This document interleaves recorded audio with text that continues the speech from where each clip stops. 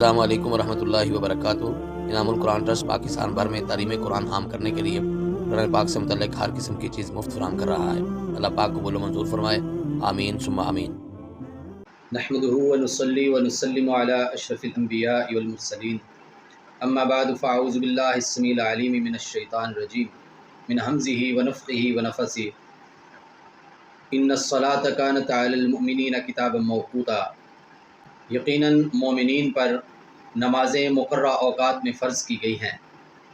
حاضرین، سامعین اور ناظرین کرام، اللہ رب العزت کے فضل و کرم سے انعام القرآن ویلفیئر سوسائٹی کے زیر اہتمام گھر سے گھر تک کے عنوان سے اذان، اقامت، جماعت، انفرادی نماز اور صبح و شام کے اذکار کے حوالے سے یہ خوبصورت سلسلہ جاری ہے، جس کی آج 6ٹی ایپیسوڈ ہے۔ ہم یہ بات سیکھ چکے ہیں کہ نماز کیسے شروع کی جائے گی، اور شروع کرنے کے بعد آہستہ آواز سے کون سی دعائیں پڑھی جائیں گی، اور پھر ان دعاؤں کے بعد اعوذ باللہ من الشیطان الرجیم پڑھیں گے۔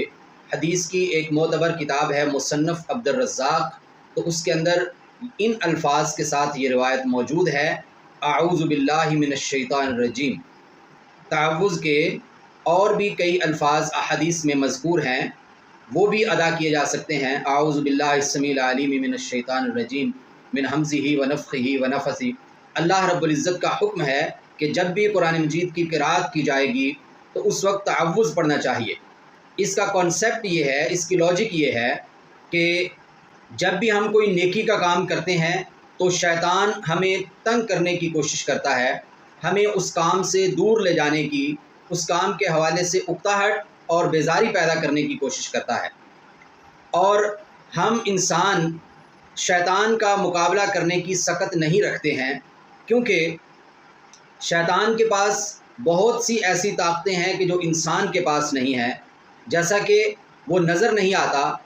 اگر کوئی دشمن ہمیں نظر آ رہا ہے تو ہم اس سے بچنے کے لیے کوئی نہ کوئی تدبیر اختیار کر سکتے ہیں، لیکن ایک دشمن انویزیبل ہے، غائب ہے، نظر ہی نہیں آ رہا کہ وہ دائیں سے بائیں سے کہاں سے آئے گا، اس کا وار کس طرف سے ہوگا، تو اس سے بچنا بہت دشوار ہو جاتا ہے۔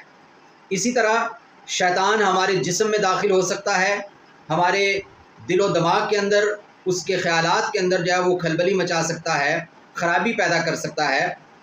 تو جب دشمن ایسا ہو کہ جس کا مقابلہ کرنے کی ہمارے اندر ہمت نہیں ہے، تو پھر ایک عام شخص بھی یہ جانتا ہے کہ پھر کیا طریقہ کار اختیار کیا جائے گا، بچاؤ کی پھر کیا صورت ہوگی، تو پھر یہ صورت ہوتی ہے کہ کسی ایسے کی پناہ میں چلے جائیں کہ جو اس سے بھی زیادہ طاقتور ہے۔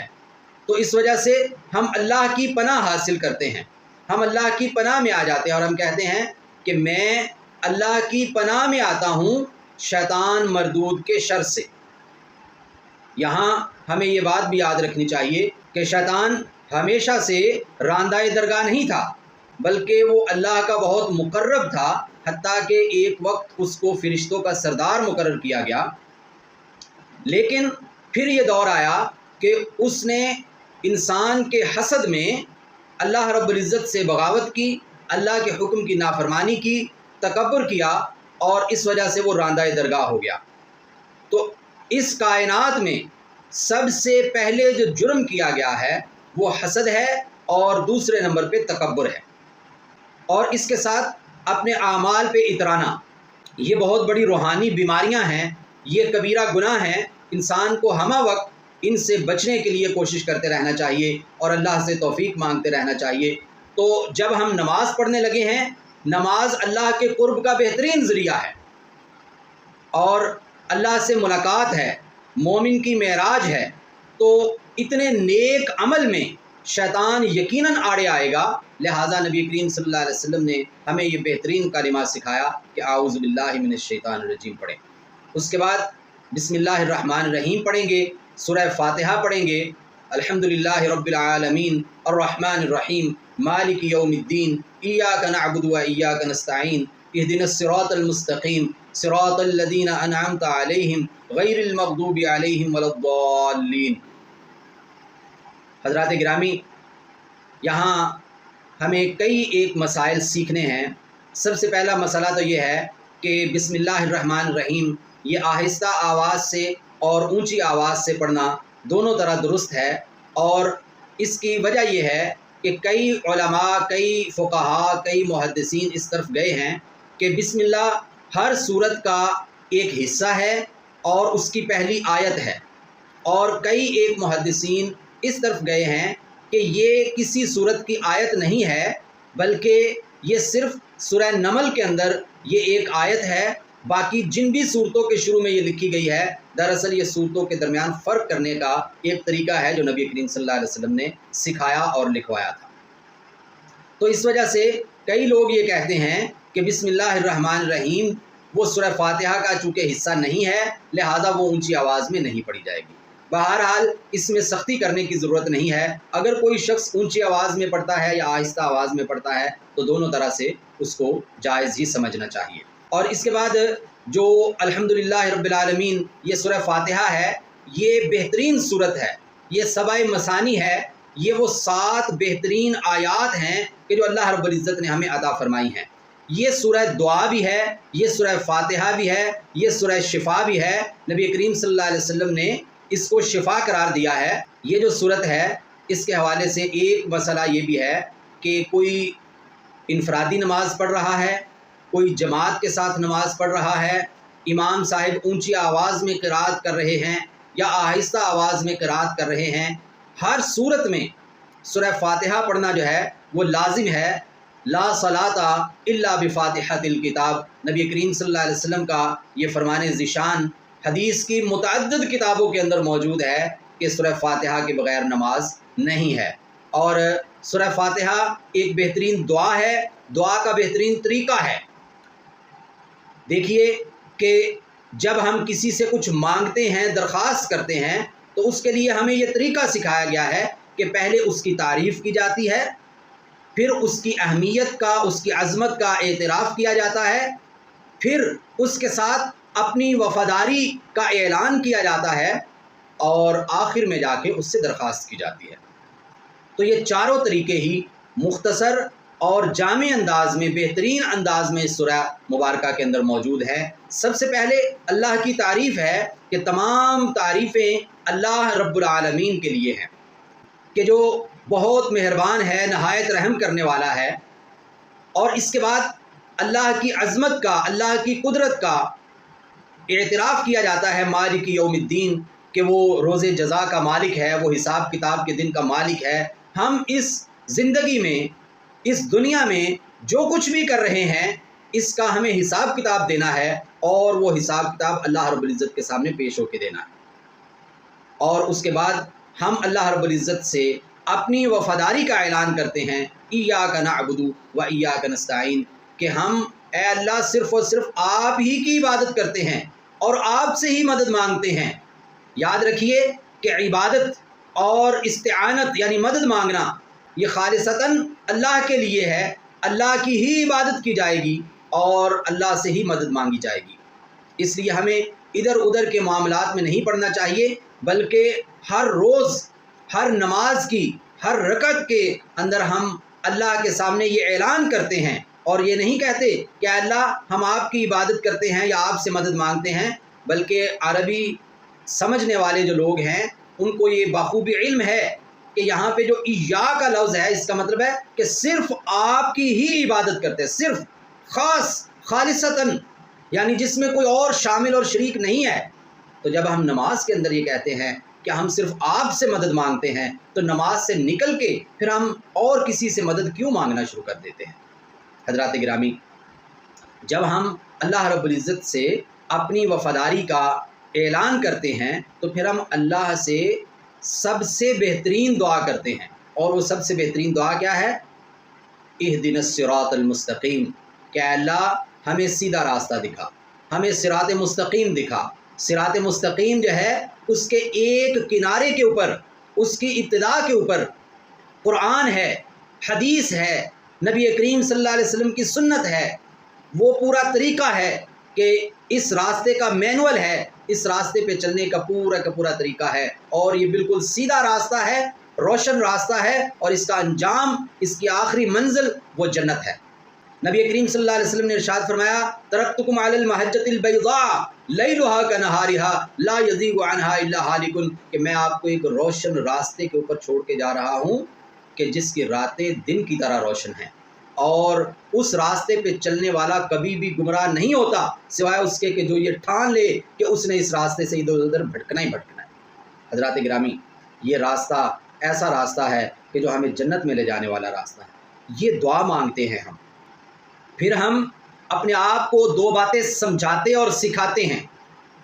پہلی بات صراط الذین انعمت علیہم، کہ یہ ان لوگوں کا راستہ ہے کہ جن پہ اللہ نے انعام کیا ہے، اور وہ کون لوگ ہیں؟ اولئک الذین انعم اللہ علیہم من النبیین والصدیقین والشہداء والصالحین وحسن اولئک رفیقا، کہ یہ وہ لوگ ہیں کہ جن پہ اللہ کا انعام ہے، انبیاء، صدیقین، صلحاء، شہداء، یہ وہ لوگ ہیں، ان کے راستے پہ چلنا چاہیے ہمیں۔